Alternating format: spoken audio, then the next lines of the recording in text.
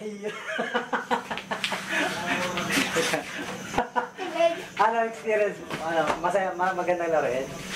Ha? Magandang laruin? Ano laruin? Maganda? Itry mo. Iniipit niya lang sa daliri. Depende yan sa technique niyo kung paano siya laruin. Importante, komportable. Ayun! Grabe! Grabe siya. Sige, sige. Tatakot naman. Wow, wow, wow. Wow. One. Nakakatawa na rin eh. Pagka na-perfect mo, magandang tingnan eh.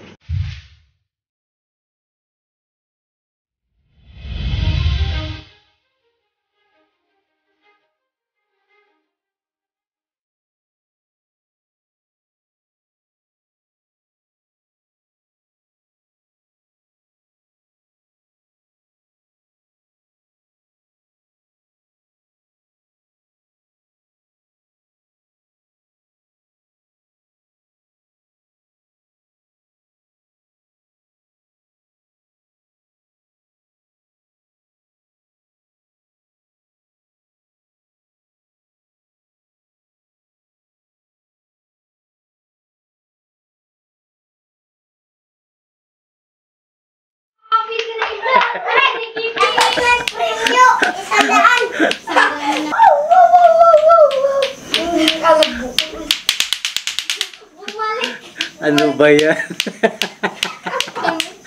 Ang ingay ng lato-lato. Pwede bang maghanap ng ano, ng ibang boarding house, yung walang lato-lato? Ayan. Anyway, magandang araw mga tangay. Welcome back sa Tangay TV. Siyempre ako si Rem, ang inyong tangay dito sa Busuanga, Palawan. Hindi, curious lang kasi ako. Viral kasi ngayon yung larong lato-lato. Ngayon, tapos napapanood ko.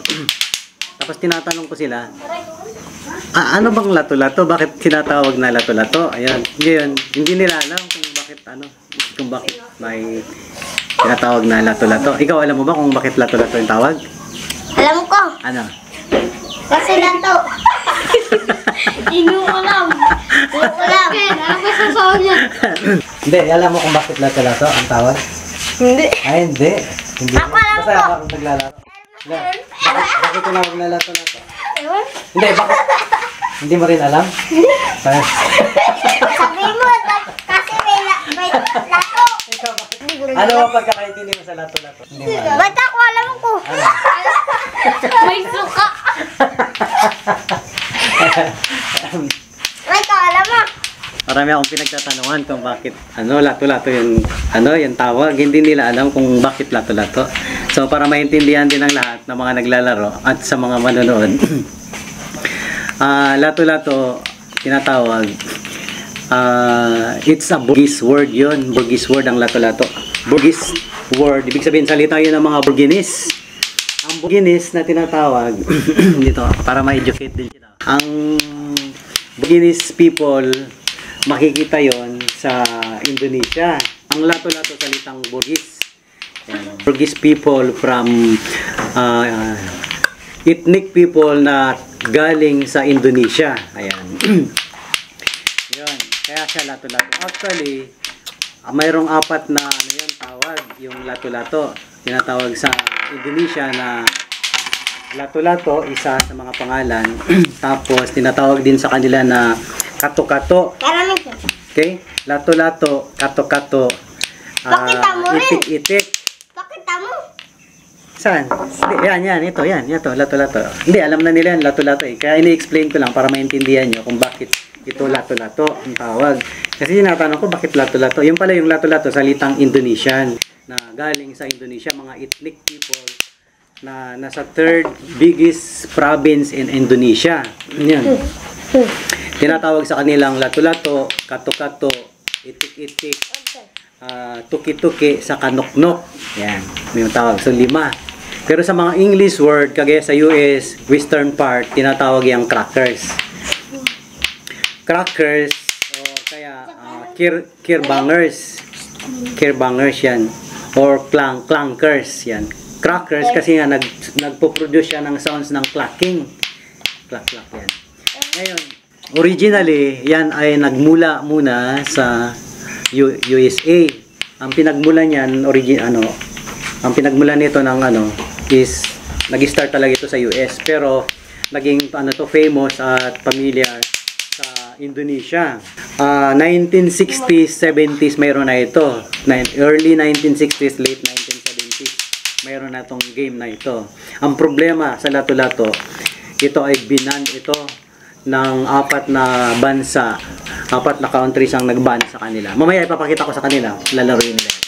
Binan ang Lato-Lato ng Canada, binan siya sa US, binan siya sa Egypt, binan din siya sa UK. Bakit? Kasi nga ito ay isang weapon na ginagamit ng mga ng mga kabataan, mga maglalaro. Ato kasi ito medyo matigas eh. So pag nakahit ito, medyo masakit. So binan din ito ng isa sa mga eskwelahan sa New Bedford School.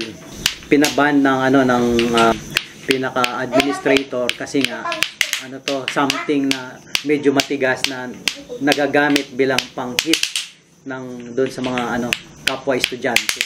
Kaya pinagbawal ito. Naging sikat din uli ito ng 1990s. Lumabas uli yan sa mga competition sa TV yan. Tapos, isa ito rin sa mga ginamit na weapon sa isang anime. JoJo's Bizarre Adventure. Yan ang weapon niya, yung Lato-Lato. Yan. Pero actually, yung Lato-Lato, okay na, pa yung isa. Itong Lato-Lato ngayon is made of plastic na ito. So, nabi-break din siya, kapag nilalaro mo na siya. Kasi kapag expert ka maglaro nito, nababasag din. Originally, ang pinakaunang-unang Lato-Lato talaga is made of glass. Bakit? Kaya siya made of glass kasi ang purpose nga nito kapag nilalaro mong ganun, tapos magaling ka, klak, klak, klak, klak. Anong laro niya? Nagpo-produce siya. Doon ang purpose nun, kaya ginawa tong glass para to explode. Yan. Kaya siya nilalaro para pasabugin yung Lato-Lato. Pero nowadays, ang Lato-Latong ginawa, ganito na mga made of plastic na medyo matibay na konti na hindi na siya basta ma-explode. Pero minsan ito na nga nagka-crack sa sobrang lakas ng impact nito pag nagtatamaan silang dalawa. Actually, maingay eh. Annoying sometimes. Ayan. Yun. So, ibig sabihin, kaya ko yun, na rin, pinuture ko sa, para maintindihan kung bakit yung Lato-Lato ay, nagiging, viral uli. Pero actually, 1960s, 70s, 1990s, mayroon na yan. Ngayon lang siya uli nag-viral. Alam nyo kung bakit nag-viral yan? Alam nyo? Hindi. Kasi alam nyo ba? Last year ito, kasi ito famous ito sa Indonesia. Last year, yung presidente ng Indonesia, nakitang nilalaro ito. So, kaya nag-produce sila uli ng panibago. Yan ngayon ang nagiging uso sa Indonesia hanggang sa makarating dito sa Pilipinas and expanding hanggang Malaysia. Nag-i-start na rin itong viral. So, maybe worldwide. Pero hindi ko alam kung magiging ibaban uli ito ng mga official ng government. Kasi nga ito is something na medyo nakakaano rin. Weapon. Ibig sabihin pwede siyang makasakit. Pero actually, yun ang magiging negative effect nito. Pero ibig sabihin, kapag ginamit ito sa tama in sports, pwede ring magamit ito para sa sa concentration ng mga estudyante o mga bata na naglalaro nito. At least yung focus, yung concentration, paano mo siya laruin is ma-develop. Huwag mo lang gagamitin sa hindi maganda. Ayan. Yung purpose sana ng Lato-Lato is magamit sa tama ng mga bata to concentrate at ibig sabihin, ma-develop yung concentration, yung focus nila paano laruin ito at ma-perfect nila yung combination ng balancing ng pagtama ng dalawang bola para continuous siyang nagbabump to each other. Yon, di ba? Patingin nga. Naghiwalay? Show me. Hindi pa naman. Wala. Natanggal lang. Ay, daw mo basagin. Pwede pa yan. Sige. So, ayan. Barda nakabasag na lang. Kari mo? Hindi, pwede pa ito. Itatali mo lang. Oh my God. Oh my God. Actually, ito nabibili 50, 70. Nagre-ranging ng ganyan. May iba-ibang size din. Medyo may mas maliit. Ito, mas malaki konti. Ayan. So, sige. Ito kasi makulit ang bata na ito. Ayan, hindi ko pa na nalalaro. Kabibili lang, basag na. So ayan, ipapakita ko sa kanyo si kung paano niya lalaro yan. At least nagkakaroon na sila ng konting alam sa paglaro ng lato-lato. Ayan, sana mayroon kayong natutunan sa larong lato-lato. Kung kailan ito nagsimula, kung paano ito naging viral, kung paano siya laruin. Ayan. See.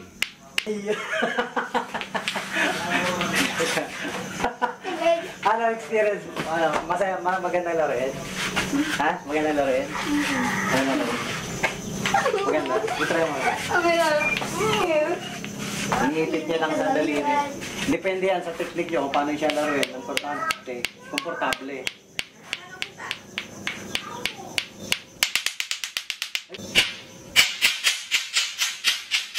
Ayun! Grabe. Grabe siya. Sige, sige. Tatakot naman. Wow, wow! Tatakot naman.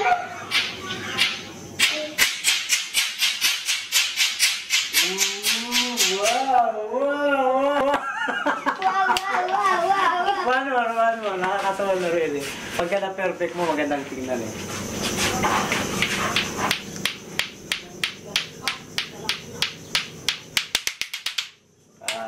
Di ba? Ulit na kayo. Ako nga, try ko. Ano ko eh, hard ano to eh. Ito actually na ano na rin, no? Nabasagan. Ganun na nga.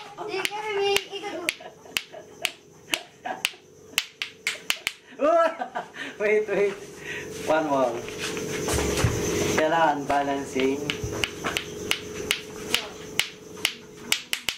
Oh, sayang. ikaw mo na siya, no?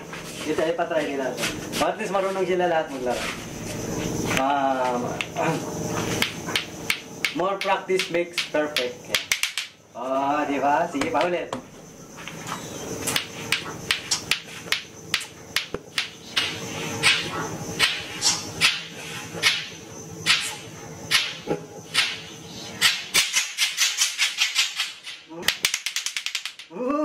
At least mayroon. Segundo. O, si Arnold ulit, si Arnold. Sa kanya iba, nakaipit na gano'n. Yung mundo ka mo. Tali ako mo, gaya ko lang. Sabayan mo na sayaw. Meron ako nakikita pag magaling na eh. Umiikot-ikot na eh. Di ba?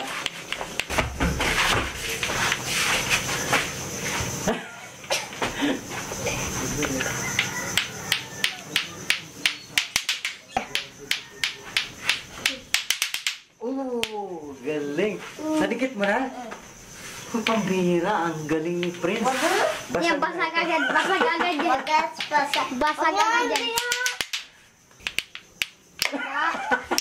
Wala pang 1 minute. Wala, basag na eh.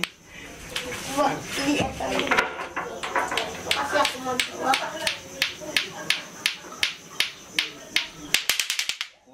Wow, next. Ang gagaling na maglaro ng lato-lato. Pero minsan nakaka-injure kasi pag tumatama dito, pag ginagawa mo, tumatama, pwede kang siya nabukulang kanila dito, nakaumbok. Okay.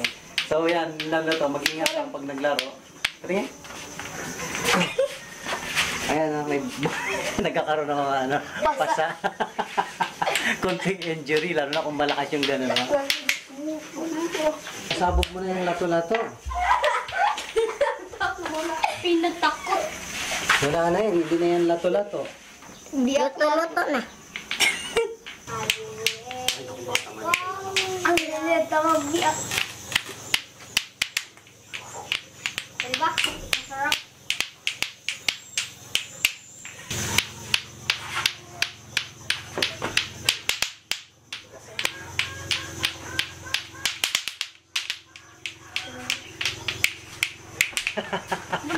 Nakaka-enjoy. Masakit din pala pag hindi ka kasi marunong. Ano siya, hindi siya yung perfect na balancing. Yan, tumatama yan sa mga sa braso. Kaya masakit din. So kailangan pag nalawan, more on practice. hanggang sa ma-perfect mo siya kung paano mo siya i-balance na yung perfect yung bola na tumatama sa taas saka sa baba. Ayan. Yung movement. Ayan. Ayan. Kung hindi pa kayo nakapaglaro ng lato-lato, ng itik-itik, nuk-nuk. Nuk-nuk. Ano? Itik-itik. Yan. Tawag sa Indonesia. Yan. Subukan nyo maglaro. Nakakatuwa at challenging. Ibig sabihin, ma-develop yung technique mo, yung focus, concentration, paano mo siya ma-maintain yung balancing ng dalawang bola para magtama sa taas at sa baba. Ayan. Nakaka-enjoy laruin, pampalipas ng oras. Ayan. Gamitin lang sa tama. Oo, di ba? Galing. Si Ewan, medyo magaling-galing na maglaro eh. Nakasiyan. Ayan, salamat sa pagsama niyo sa akin sa araw nito para maglaro ng lato-lato. Sana may natutunan kayo kung saan nagmula ang lato-lato, kailan ito nagsimula, at kung bakit nag-viral siya uli ngayong 2023. Ayan, magkita-kita tayong muli sa Tangay TV. Bye-bye! Bye-bye! Bye-bye! Bye-bye!